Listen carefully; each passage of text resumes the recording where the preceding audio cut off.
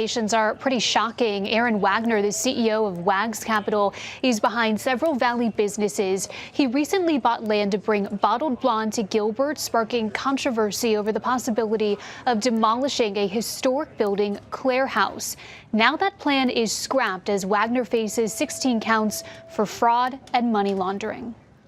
It's kind of disheartening to see a developer who was working with the community per se be arrested for fraud charges. Julia Taggart is a preservationist and activist fighting to save the Clare House, the second oldest building in Gilbert. This week she learned Aaron Wagner was arrested.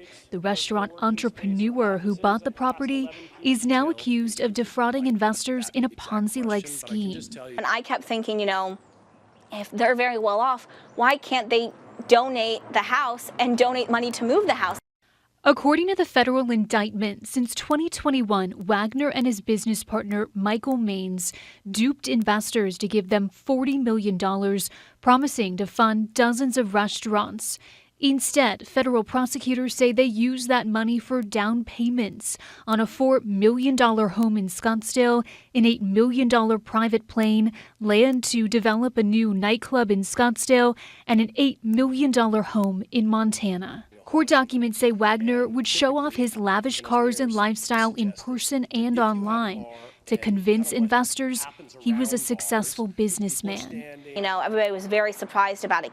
As for the Clare House, Taggart said the property is safe from being demolished for now. In a statement, Evening Entertainment Group said Bottle Blonde pulled out as a tenant on Wagner's property, but its future is still in limbo. I would love to see, if it does get bought by a new business owner, that business owner, either restore it and preserve it for their business or, help to move it to the Gilbert History Museum. And the attorney representing Wagner sent us a statement saying, in part, Wagner denies all of the allegations against him and looks forward to defending himself in court. In the newsroom, Emma Lockhart for Arizona's Family.